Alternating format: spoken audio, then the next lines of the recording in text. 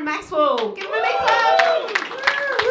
Good go me. Sorry, everyone. I was having my pre-show wank. She changed the lineup and didn't tell me, so it's not entirely my fault, I'd say. How are you doing? You good? 70-50. Dry July's on. Anyone doing Dry July? No? Good. Wise. I'm doing Dry July because I like to get involved and, it's for a good cause. But also I face one massive problem with Dry July, which is that I fucking love drinking alcohol. But I found a loophole in the system. And that is, do we all know what the golden ticket is? You know what the golden ticket is? No one's ever done fucking Dry July, have they? Good on you. The golden ticket is you can pay $25 and that gives you a night off of Dry July, right? So I've taken it upon myself to donate $775 to myself and just buy 31 golden tickets. And I've been blind every day since. Also, hot tip, just for next year, they are tax deductible donations. So I'm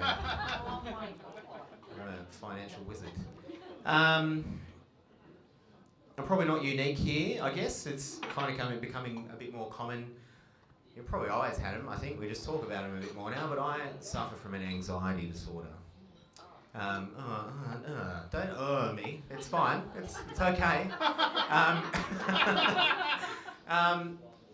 Yeah, exactly. I think most people probably do. I can hear you, by the way. You're not as quiet as you think you are.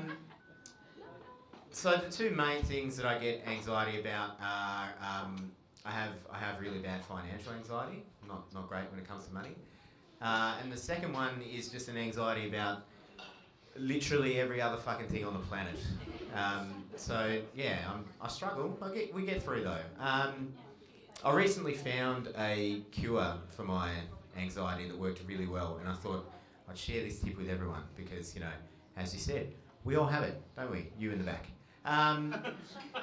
So recently I had a gig. I was travelling, or I had to get myself to that gig, and I started having all those familiar pre-show feelings.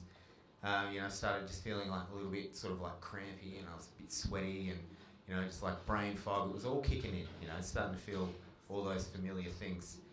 And then I hopped in the car and I drove myself to the gig.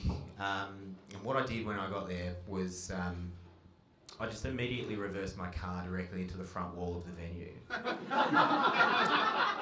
And suddenly the gig didn't seem very fucking important. All I could think about was the car. I was on fire that night. I did really well. And I worked it out that, I cured myself of anxiety, and I lived off that high for 2 days, ladies and gentlemen. I didn't give a shit about anything, but then that feeling disappeared, and I started chasing the dragon. I was like, how the fuck am I going to get that back? But I am pleased to say that tonight on my way here, ladies and gents, travelling down the southern outlet, I killed a hitchhiker with a hammer. And I feel fucking great. Look, before anyone gets any ideas about snitching, which we shouldn't do, why shouldn't we do that? That's right, snitches get stitches, don't fucking forget it. You in the back. But I did check first, and he was an English backpacker that had overstayed his visa. So I did everyone a favour. In fact, Anthony Albanese called and asked if I'd like a job. Another thing that I do, my anxiety makes me catastrophise. So basically what that means, for those of you that are lucky enough to not do this, is that every time I'm faced with any problem, minor or major, I immediately think of the worst case scenario and I start dealing with that first. Now this can come in quite useful. In my job, it's really handy, because as soon as someone says, hey, we've got this problem, I go directly to the end, worst case scenario, and I start reverse engineering my way back to make sure that if that fuck thing happens, I'm on top of it. I've already thought about this 100 times. Where it doesn't work so much is at home, where I'm told I'm a miserable cunt. But I am trying to work on that, it's probably not easy living with me. So I'm trying to find the silver lining in all clouds, turn that frown upside down. and I think I'm doing all right, and I just thought I'd share an example of that this evening. So recently my wife was pursuing one of the very few hobbies that she's managed to keep since becoming a mum, which is just coming up behind me when I'm alone and unsuspecting in a room, and just giving me one of these, just a... just followed by a little, "You were in my dream last night." Now, who knows what that means? You in the back, you know what it means. Means I was a cunt in that dream and I'm about to hear all about it. Now, I used to get quite pissed off by that. I was not quite sure why real me was being held responsible for the actions of dream me that only exists in her fucking subconscious. But like I said, I'm trying to, turn over a new leaf. So new me handles that quite differently now. New me, I just give myself a little bit of a like, hey, maybe it's actually really lovely that after all these years together, your wife still feels safe and comfortable enough to come up and talk to you about what's troubling her, about your actions in her dream. And maybe you should also just be really grateful that she's got no idea what you do in yours. A lot of people we know are in those dreams.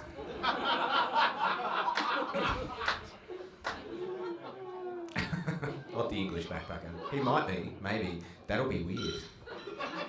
Just with a little claw hammer sticking out of his head.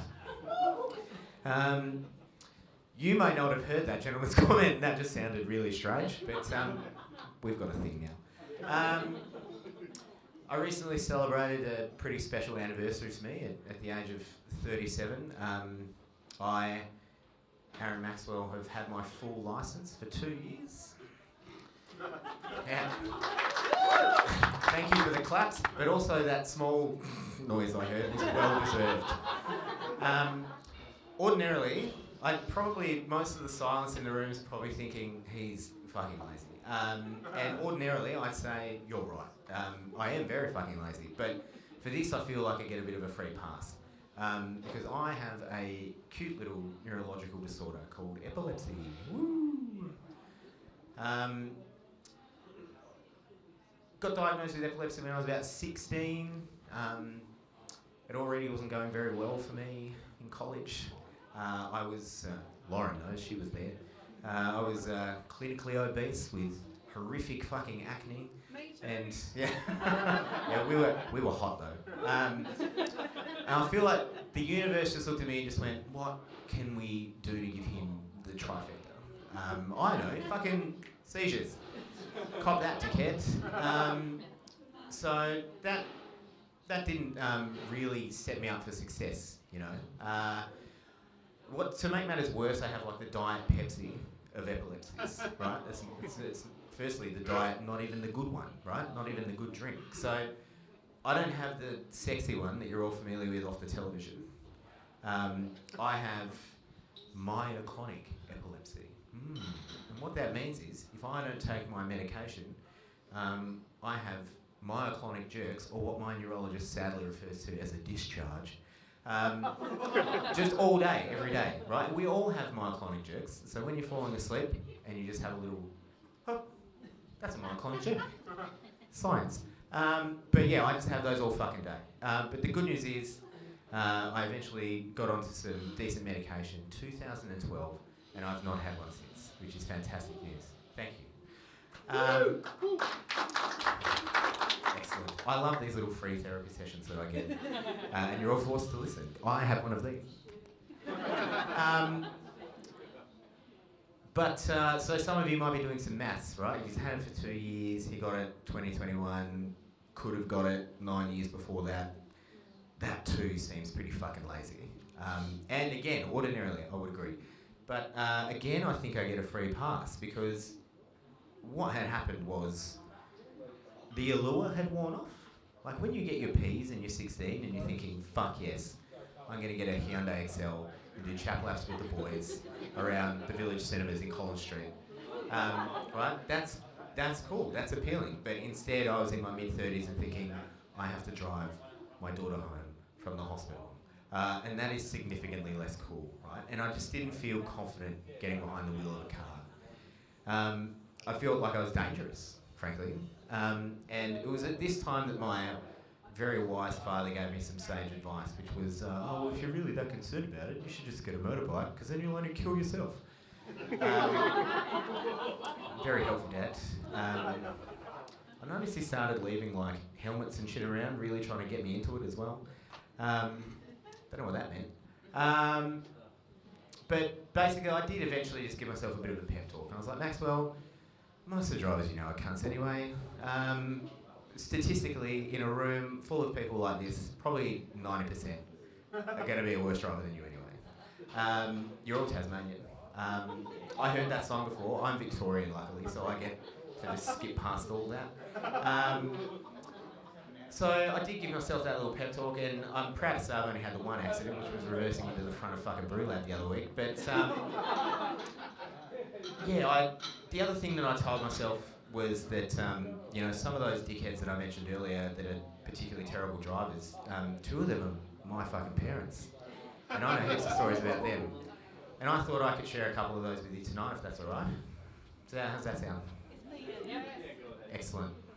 The first one that I'd like to share with you this evening is about a time that my parents were both so inebriated they couldn't agree on who should have to drive the car home from the pub. So they decided to settle this the good old-fashioned way with a fucking coin toss.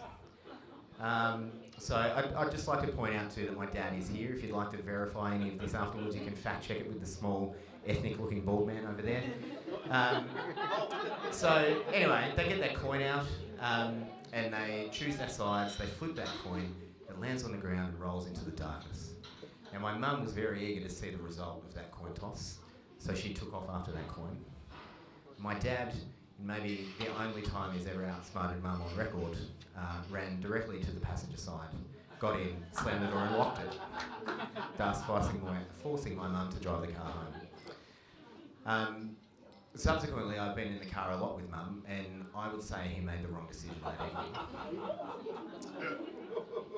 Which brings me to my second story. Again, focused around alcohol. Obviously, I don't condone drink driving, but everyone lived, so let's have a laugh. So, my favourite story that always, brings me back to the ground when I'm thinking about the, possible fucking terrible results of my actions, just brings me back to this one about my dear mother, who was driving her 1966 HR Holden at Hobart's waterfront, ladies and gentlemen. We all know it. That car was nicknamed the Crinkle Cut because it was so full of fucking dents. Now, she's cruising around there, pissed as a fart, and managed to mount one of those, sort of like, I don't know what you'd even call it, just that big fucking concrete barrier at the edge of the waterfront there, ladies and gentlemen, which I believe is designed to stop you from doing that exact thing. So, good on her. Now, if that's not miraculous enough, what saved my mum from plunging into the Derwent River and potentially to her and her sister's death, who was also in the car, and I believe also very inebriated, therefore couldn't drive, was that her car hit a boat that was in the water. Now, I say it's a boat. It was more of a ship. And I say it's a ship. It was actually more of a battle class destroyer. That ship, ladies and gentlemen, belonged to someone very famous, who you all know, Queen Elizabeth II. Because that ship was the HMAS Anzac of the Royal Australian Navy, ladies and gentlemen. Now that story has a happy ending. I don't have all the details, but from what I've heard, sailors came off that ship, helped her move the car, and I understand that her and her sister had a fantastic night.